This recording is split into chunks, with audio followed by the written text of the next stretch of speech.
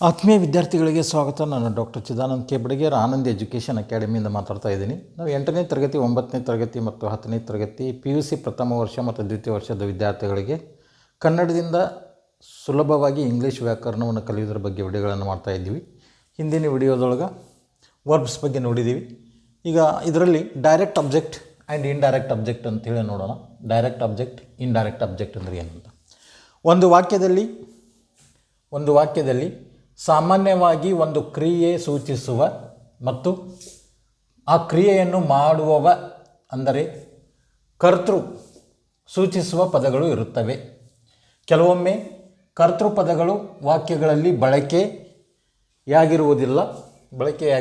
ಆದರೂ ಸಂದರ್ಭ ಗಮನಿಸಿದರೆ ಕರ್ತೃ ಸೂಚ್ಯವಾಗಿರುವುದನ್ನು ಇಲ್ಲಿ ಕಾಣಬಹುದು. ಒಂದು ವಾಕ್ಯದೊಳಗೆ ಸಾಮಾನ್ಯವಾಗಿ ಒಂದು ಕ್ರಿಯೆ ಸೂಚಿಸುವ ಮತ್ತು ಆ ಕ್ರಿಯೆಯನ್ನು ಮಾಡುವವ ಕರ್ತೃ ಬಗ್ಗೆ ಹೇಳುವಂಥ ಸೂಚಿಸುವಂಥ ಪದಗಳಿರ್ತಾವೆ.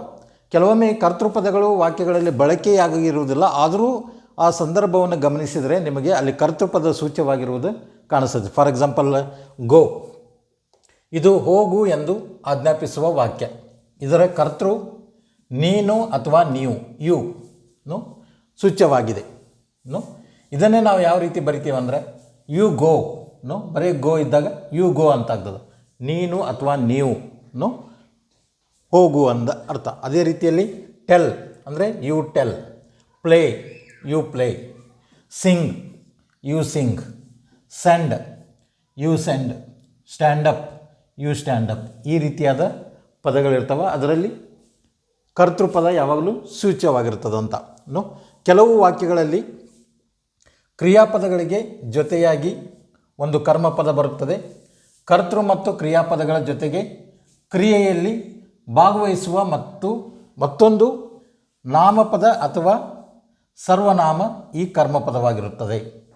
ಕರ್ಮಪದಗಳನ್ನು ಕ್ರಿಯಾಪದಗಳ ಜೊತೆಗೆ ಬಳಸಿದಾಗ ಅಥವಾ ಕ್ರಿಯಾಪದಕ್ಕೆ ಕರ್ಮಪದದ ಅವಶ್ಯಕತೆ ಇದ್ದಾಗ ಅಂಥ ಕ್ರಿಯಾಪದಗಳನ್ನು ನಾವು ಸಕರ್ಮಕ ಕ್ರಿಯಾಪದಗಳು, ಟ್ರಾನ್ಸಿಟಿವ್ ವರ್ಬ್ಸ್ ಅಂತ ಕರಿತೀವಿ. ಅಂದರೆ ಕೆಲವು ವಾಕ್ಯಗಳಲ್ಲಿ ಕ್ರಿಯಾಪದಗಳಿಗೆ ಜೊತೆಯಾಗಿ ಒಂದು ಕರ್ಮಪದ ಇರ್ತದೆ. ಕ್ರಿಯಾಪದಕ್ಕೆ ಜೊತೆಯಾಗಿ ಒಂದು ಕರ್ಮಪದ ಇರ್ತದೆ. ಕರ್ತೃ ಮತ್ತು ಕ್ರಿಯಾಪದಗಳ ಜೊತೆಗೆ ಕ್ರಿಯೆಯಲ್ಲಿ ಭಾಗವಹಿಸುವ ಮತ್ತೊಂದು ನಾಮಪದ ಅಥವಾ ಸರ್ವನಾಮ ಇರ್ತದೆ. ಅದರ ಜೊತೆಗೆ ಕರ್ಮಪದಗಳನ್ನು ಕ್ರಿಯಾಪದಗಳ ಜೊತೆಗೆ ಬಳಸಿದಾಗ ಅಥವಾ ಕ್ರಿಯಾಪದಕ್ಕೆ ಕರ್ಮಪದದ ಅವಶ್ಯಕತೆ ಇದ್ದಾಗ ಅಂಥ ಕ್ರಿಯಾಪದಗಳನ್ನು ನಾವು ಏನಂತೀವಿ, ಸಕರ್ಮಕ ಕ್ರಿಯಾಪದಗಳು. ಇಂಗ್ಲೀಷ್ನಲ್ಲಿ ಟ್ರಾನ್ಸಿಟಿವ್ ವರ್ಬ್ಸ್ ಅಂತ ಕರಿತೀವಿ ನಾವು. ಕರ್ಮಪದಗಳಲ್ಲಿ 2 ಪ್ರಕಾರಗಳು ಅದಾವೆ. ಕರ್ಮಪದದಲ್ಲಿ 2 ಪ್ರಕಾರಗಳು. ಒಂದು ಡೈರೆಕ್ಟ್ ಅಬ್ಜೆಕ್ಟ್ ಅಂತ ಕರಿತೀವಿ, ಇನ್ನೊಂದು ಇಂಡೈರೆಕ್ಟ್ ಅಬ್ಜೆಕ್ಟ್ ಅಂತ ಕರಿತೀವಿ. ಈ ಡೈರೆಕ್ಟ್ ಅಬ್ಜೆಕ್ಟ್ ಅಂದರೆ ಕ್ರಿಯಾಪದಕ್ಕೆ ಪೂರಕವಾಗಿ ಬಳಸಲಾಗುವ ಕರ್ಮಪದ.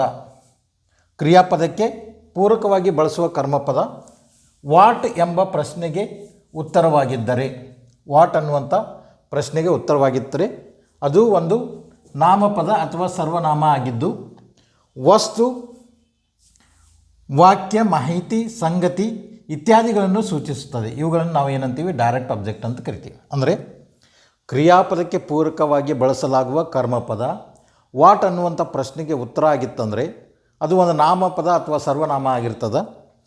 ಅದು ವಸ್ತು, ವಾಕ್ಯ, ಮಾಹಿತಿ, ಸಂಗತಿ ಇತ್ಯಾದಿಗಳನ್ನು ಸೂಚಿಸ್ತದೆ. ಇಂಥವುಗಳನ್ನು ನಾವು ಏನಂತೀವಿ, ಡೈರೆಕ್ಟ್ ಅಬ್ಜೆಕ್ಟ್ ಅಂತ ಕರಿತೀವಿ. ಉದಾಹರಣೆಗೆ a book, a pen, a sentence, a something et cetera. ಇನ್ನು ಇಂಡೈರೆಕ್ಟ್ ಅಬ್ಜೆಕ್ಟ್ ಅಂದರೆ ಕ್ರಿಯಾಪದಕ್ಕೆ ಪೂರಕವಾಗಿ ಬಳಸಲಾಗುವ ಕರ್ಮಪದ ಹೂಮ್ ಎನ್ನುವಂಥ ಪ್ರಶ್ನೆಗೆ ಉತ್ತರವಾಗಿದ್ದರೆ ಸಾಮಾನ್ಯವಾಗಿ ಅವು ಒಂದು ನಾಮಪದ ಅಥವಾ ಸರ್ವನಾಮ ಆಗಿದ್ದು ಒಬ್ಬ ವ್ಯಕ್ತಿ ಅಥವಾ ವ್ಯಕ್ತಿಗಳು, ಪ್ರಾಣಿಗಳು ಇತ್ಯಾದಿಗಳನ್ನು ಸೂಚಿಸುತ್ತವೆ. ಇವುಗಳನ್ನು ನಾವೇನಂತೀವಿ, ಇಂಡೈರೆಕ್ಟ್ ಅಬ್ಜೆಕ್ಟ್ ಅಂತ ಕರಿತೀವಿ. ಈಗ ಹಿಮ್, ರವಿ, ಮೀ, ಹರ್, ಅಸ್ ಎಟ್ಸೆಟ್ರಾ ಈ ರೀತಿಯಾದ ಪದಗಳನ್ನು ನಾವು ಇಂಡೈರೆಕ್ಟ್ ಅಬ್ಜೆಕ್ಟ್ ಅಂತ ಕರಿತೀವಿ. ಇವು ವಾಕ್ಯಗಳಲ್ಲಿ ಇರ್ತವೆ. ಡೈರೆಕ್ಟ್ ಅಬ್ಜೆಕ್ಟ್ ಮತ್ತು ಇಂಡೈರೆಕ್ಟ್ ಅಬ್ಜೆಕ್ಟ್. ಈ ಒಂದು ವಿಡಿಯೋ ನಿಮಗೆ ಅಂಡರ್ಸ್ಟ್ಯಾಂಡ್ ಆಗಿದೆ ಅಂತ ತಿಳ್ಕೊಂಡಿದ್ದೀನಿ. ತಿಳಿದಿಲ್ಲ ಅಂದರೆ ಕಮೆಂಟ್ ಮಾಡಿರಿ, ಮತ್ತು ಇದನ್ನು ಒಂದು ಲೈಕ್ ಮಾಡಿರಿ, ಶೇರ್ ಮಾಡಿರಿ, ಸಬ್ಸ್ಕ್ರೈಬ್ ಮಾಡಿರಿ ಅಂತ ಹೇಳ್ತಾ ಈ ಒಂದು ವಿಡಿಯೋ ಮುಗಿಸ್ತಾ ಇದ್ದೀನಿ. ಧನ್ಯವಾದಗಳು.